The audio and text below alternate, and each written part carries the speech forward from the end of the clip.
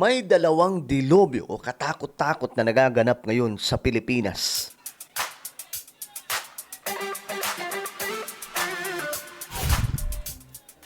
Eto, mga sangkay, sobrang tindi na nagaganap po ngayon sa ating bansa.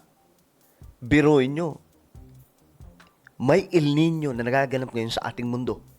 Sa Pilipinas, mga sangkay, ang epekto ng El Nino na ito, dalawa. Yung isa, inuulan. Diba, ang tindi ng ulan ngayon, mga sangkay, lalong-lalo na po sa Luzon. Grabe yung mga baha. Pero ang kasabay nito, sa Visayas naman, at ibang parte ng Mindanao, tagtuyot. Yung tipong nangangarap na po sila doon, mga sangkay, na umulan. Yung napapasana all na lang sila sa Metro Manila. Kasi sa Metro Manila, inuulan. Sila doon, wala na pong ulan-ulan. At ang problema, paubos na po yung mga patubigan nila. So kawawa po talaga yung nangyayari sa kanila, mga sangkay. Pag-usapan po natin ito kasi may nagpaliwanag ng mga eksperto tungkol sa nagaganap ngayon sa Pilipinas na dapat din po natin maintindihan ngayon. Okay? Anyway guys, welcome po sa Sangkay Janjan TV. Kung ikaw ay hindi pa nakakapag-subscribe dyan, isubscribe nyo na po para lagi po kayong updated sa bawat vlog po natin. Sa mga nanonood po sa Facebook, i-follow nyo po yung ating Facebook page. So ngayon mga sangkay, eto nga po ang balita. Tingnan natin. Kasi ayon dito, El Nino sa Pilipinas, bakit may baha sa ilan habang tagtuyot naman sa iba? Nakaraan ko pa gustong itapik ito, buti naman mga sangkay, may naglabas na ng impormasyon. Kasi, dalawang klaseng nagaganap. Sabi nga ng iba, teka lang, akala ko ba may El Nino ngayon, bakit inuulan? Bakit binabagyo yung ibang part? Ngayon, malalaman po natin yan, mga sangkay, kung bakit. Panoorin po natin ang balitang to. Matinding pagbaha ang idinulot ng halos walang tigil na pag-ulan sa ilang bahagi ng Luzon, kabilang ng Metro Manila nitong mga nakaraang linggo. Bukod sa mga nasirang infrastruktura at kagamitan, umabot sa 29 ang naitalang namatay. Grabe, no? Ang dami. So, ganyan po kalala, mga sangkay, yung effect ng tag-ulan. At nasaksihan din natin yung libo-libo nating mga kababayan na nagtitiis sa epekto ng baha sa araw-araw nilang pamumuhay. Kung sobrang pag-ulan at pagbaha ang problema sa ilang bahagi ng Luzon Ito, matindi. at Visayas itong mga nakaraang linggo, tagtuyot naman ang problema sa ilang bahagi ng Mindanao kagaya ng Caraga Region. Sa mga larawang ito ng content creator na si Robert Solis, makikita yung mga natuyong lugar o ilog sa Surigao del Sur. Grabe. You see? Ganyan nangyayari ngayon, mga sangkay. At para po sa inyong kaalaman, hindi ko na-topic dito, pero na-topic ko sa Sangkay Revelation, yung isa kong YouTube channel. Sa ibang bansa, sa Europe, ilang araw lang po, mga sangkay, may mga sumakabilang buhay. Dahil po sa sobrang init ng panahon. Marami sa Europe ngayon, mga sangkay, sumasakabilang buhay. Kasi sobrang init ng panahon. Yung temperature po nila doon, umaabot ng 45, lumalampas pa, mga sangkay, which is hindi na po yan normal sa atin. No? At ang matindi doon, sila mga sangkay, yan po yung mga malalamig na mga lugar sa ating mundo, pero nakakaranas po sila ng ganong klaseng init ng panahon. Naitala rin ng Weather Bureau Pag-asa ang pinakamainit na temperatura sa bansa ngayong buwan sa Hinatuan, Surigao del Sur. 37.5 degrees Celsius noong August 18. Grabe, 37. Pero sa Europe, mga sangkay, umabot na po sila ng 45, 45 mahigit. Mga sangkay, ganyan po kalala. Kaya yung heat wave sa kanila, talagang tuloy-tuloy. Kaya nga marami po ang natatakot ngayon, mga sangkay, na baka yung El Nino po, mas maging extreme pa. At sa totoo lang, mga sangkay, marami nga po sa mga tao ngayon from Europe, naiinggit sila sa ibang mga bansa na inuulan. Yung binabaha mismo. Kasi sila mas gusto pa nila yung may baha kaysa ganong klaseng wala na silang tubig. Yung tipong hirap na po sila kasi sobrang init ng panahon. Nag-aagawan na po sila ng aircon sa mga mall. Ganyan po yung nangyayari ngayon sa ating mundo.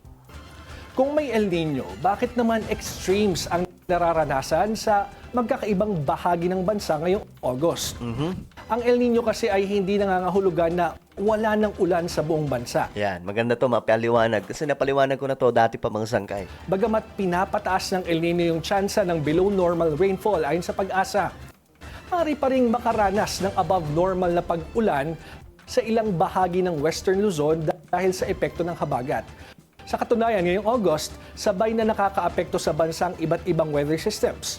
Kabilang na yung habagat, low pressure areas, tropical cyclones o bagyo at localized thunderstorms. Kaya posibleng sabay nating maranasan ang matinding pag-ulan sa ilang bahagi ng Luzon at ang matinding init at pagkatuyo sa ilang bahagi ng Mindanao. Sa climate outlook na inilabas ng Pag-asa, makikita natin kung paano maaaring magbago yung rainfall pattern sa bansa sa mga susunod na buwan dahil sa El Nino. Ngayong August, mas mataas ang tsansa ng above normal rainfall sa ilang bahagi ng Western Luzon. Samantala, may mga lugar sa Visayas at Mindanao na may mas mataas na tsansa ng below normal rainfall. Pagdating ng September, baligtad naman yung mangyayari. Ayan na. Mababang rainfall naman ang inaasahan sa Kalakhang Luzon habang posibleng above normal ang rainfall sa Eastern Visayas at Mindanao. So magkakaroon po ng pagbabago. Yun ang sinasabi ko nakaraan. Na ngayon, sila doon sa Visayas at Mindanao, sobrang lala ng init, tagtuyot. Pero magkakaroon po yan ng pagbabago. Pag nagbago yan mga sangkay, magiging tag-ulan naman po doon. At mas magiging malala din po ang sitwasyon. So sana nga po, normal lang po ng pag-ulan mga sangkay kasi nga po, mahirap din kapag sobra na eh. No? Yung pag-ulan doon eh, delikado mga sangkay. May mga lupa na guguho, lalambot yung mga lupa, mga sangkay, mga pananim na masisira. Actually, kahit yung tagtuyot. Ngayon mga sangkay, grabe din yung epekto sa mga farmers eh. Yung mga pananim nila, hindi na po nabubuhay. Sa October, below normal rainfall ang inaasahan sa Luzon. Pagdating naman ng November, halos buong bansa ang posibleng makaranas ng way below normal hanggang below normal rainfall. Grabe. Sa December, Ibig sabihin, sobrang init niyan. By November. may inaasang above normal rainfall sa Kalakhang Luzon pero below normal naman sa malaking bahagi ng Visayas at Mindanao. At sa January 2027 ito, Eto na. halos buong bansa ay posibleng makaranas ng way below normal hanggang below normal rainfall. Ibig sabihin, hindi talaga pare-parehas ang epekto ng El Nino sa iba't ibang bahagi ng bansa. At maaaring magbago yung rainfall pattern depende sa lugar at panahon. Kaya hindi lang tagtuyot ang dapat nating paghandaan, kailangan din nating paghandaan yung mga bigla at matinding pag-ulan at pagbaha. Kasama rin sa epekto ng El Nino kasi yung pagkakaroon ng mas malalakas na bagyo. Correct. Yan yung sinabi ko eh. Mahalaga ang ganitong forecast ng Pag-asa dahil nabibigyan ito ng pagkakataon ng pamahalaan at ang agricultural sector para magplano at maghanda. Pero ang tanong, gaano kahanda at anong klaseng paghahanda ang ginagawa? Dahil sa huli, hindi man natin mapigilan ang pagdating at paglala ng El Nino. Kaya nating paghandaan o mabawasan ang masamang epekto nito sa bansa at sa mga Pilipino.